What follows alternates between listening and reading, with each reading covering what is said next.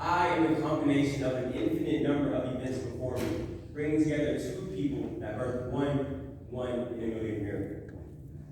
17 months later, and I had to say goodbye to my home on the ground and traded in my slow crawl and rose to new heights, placing one wobbly leg in front of the other and walking as far as I could until I fell down, only to get back up again. 16 months, and again a new feat was conquered. I turned my drool-filled babbles into words. Mama, Dada, Baba. The very beginnings of our thundering voices that would go on to tell truths, speak truths, tell jokes, sing songs, and ask questions.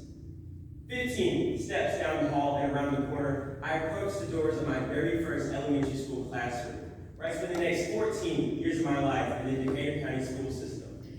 So, I had to say goodbye to the endless play of daycare and all the friends that I had come to know as they were dispersed among the other schools, and walk straight through those doors like a champ. Ha! If only it was that simple. As you and young me would soon come to find out, saying goodbye isn't that easy. So what really happened is I only lasted about 13 seconds until streams of hot tears ran down my face, and I cried for my dad to come back to the room and take me back to before. That, of course, did not happen, so I loosely wiped my tears and took 12 steps to the back of the classroom where I met two guys who would become my best friends. 11 years old, and I'm at a new school with 10 hallways instead of 4, and what feels like 9 million strange children that I never met before. Welcome to middle school. And what made my middle school so interesting is that we were all split up and divided into 8 animal-themed teams.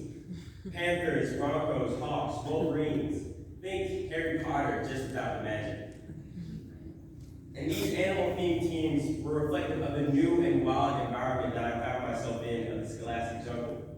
But over the course of those 2 years, I made those hallways into my habitat. But as the story goes, I had to say goodbye once more and move on to the 7th grade, where it was no different. But you see, as I grew older, I grew more and more tired of the place that once brought me so much joy. Sitting at my desk and counting 6 more seconds until 5 more minutes until I could leave this place and go home. And next thing you know, I'm in high school. For the last 4 years of my life flew by until those 4 years became 3 years, then 2, then 1, 0. 0, I'm here. 0, I'm done. 0, I'm at the end of the line. But you see, 0 is actually a funny little number. You'd think that since our ancestors stared up at the inky black sky between the stars each night, watched their planet get painted over by the blank white snow of the Ice Age, and had their crops ravaged year after year by insects, they understand the concept of having to say goodbye to everything that they know, and being essentially left with nothing. But you see, 0 is actually a very recent invention, only reaching its way into Europe in the 12th century, and only being invented 400 years prior in India, where it was known as shunya, and later adapted into the Arabic numeral system known as Sifri, which is where we get our word 0.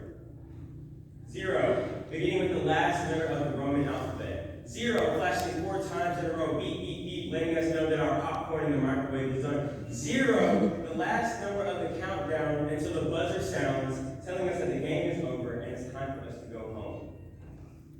Now, I bet all of you are sitting here wondering, why is this kid talking so much about the number 0? And frankly, I have to be honest with you, I kind of agree with you. But you see, our culture puts so much emphasis on the countdown, the end, the big stop, that we miss out on what 0 really is. I mean, look at it. It's not a big wall. It's a circle, a hole, a portal, an entrance. You see, on the other side of 0, there's 1 step in front of the other, 2 eyes looking forward, 3.93 million other students in the U.S. alone who had to come to the same realization as I. The realization that you must say goodbye before you can say that 5-letter word to something greater than what led you here in the first place. Change. A 6-letter word that brings up so much fear and trouble, including for people who aren't ready to embrace it, including myself. And I don't see why. Change is amazing. You got quarters, nickels, dimes, pennies, and stuff that candy with that I don't know how to love. But in all seriousness, the world revolves around change. And looking back, all we know how to do is change with it. When our ancestors watched the sun disappear and day turned into night, we invented fire. When our world froze over, we crossed a land bridge to the other side of the planet. And when it got hot, we invented popsicles, the greatest invention known to man. The Japanese have a saying, "Nana kurobi yaoki," which roughly translates into fall down 7 times, stand up 8. And what that means to me is, yeah, the world's change will knock you down, but you'll always get back up to your standing position, just as we learned to do when we were babies. And 9 times out of 10, the sun will shine brighter and the grass will be greener on the other side. 11, a number beginning with the letter E, the most commonly used letter of the English alphabet. That was just a fun fact. It has no significance to this speech whatsoever. 12 months in a year, 365 days, 24 hours, until we all come together on December 31st and count down the moments to welcome in a new year. A year full of hope, promises, and resolutions.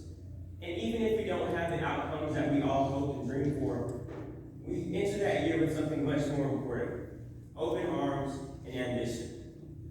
13, unlucky, black cats, broken mirrors, spilled salt. The age where everything starts to get a little funky, both literally and figuratively. You see, change is all about the unusual. And sometimes it's so unusual that it can seem a bit scary. But don't get us wrong, it's practically embedded in our instincts that we're supposed to fear the unknown and stay away from things that we don't understand. But when we do that, we can miss out on opportunities and experiences we never would have been able to dream of.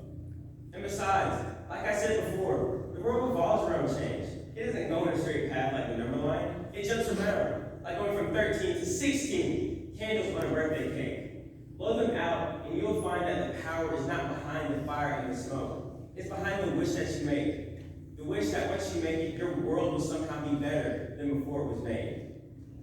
19, COVID, 2020, arguably the most interesting year of my life. Disaster after disaster, all encompassed in a global pandemic. But that year taught us the most important lesson, that in the world's toughest challenges and changes, unity is our strongest asset. We didn't go through it alone. We can't go through it alone, and we will never go through it all alone. And I say that 2020 is arguably the most interesting year of my life, because frankly, I don't have that many to choose from. 112 years old, the age of Tetsu Watanabe, the oldest living man alive, and his sole advice for a long and happy life is don't get angry and keep smiling. Perhaps the best advice that I've ever heard. But that's just one man. There's 7.18 billion people who share this blue marble in the universe with you, each with their own advice, stories, songs, jokes, and truths to share, give, sing, and ask. And all you have to do to hear them is put yourself out there. 2,292,954,595. That is my phone number. Ring, ring, ring. Who's calling? I pick it up and answer. It's the future. And we talk endlessly and never hang up. Because the future is a continuous conversation that you have each and every day forever. And I can keep counting. All the way up to the infinite amount of possibilities for us, the one in a million miracles, and our futures that shine brighter than the billions of shining stars in the sky. So when you look up at that sky at night, just as everyone has done countless times before you, don't think of it as the end of the day before, but the beginning of the infinite number of days ahead. So this isn't me saying goodbye to my friends, my hometown, to 4-H, my school, the last 18 years of my life, but hello, to what's next, to what lies on the other side of zero, because this is just the beginning. Thank you.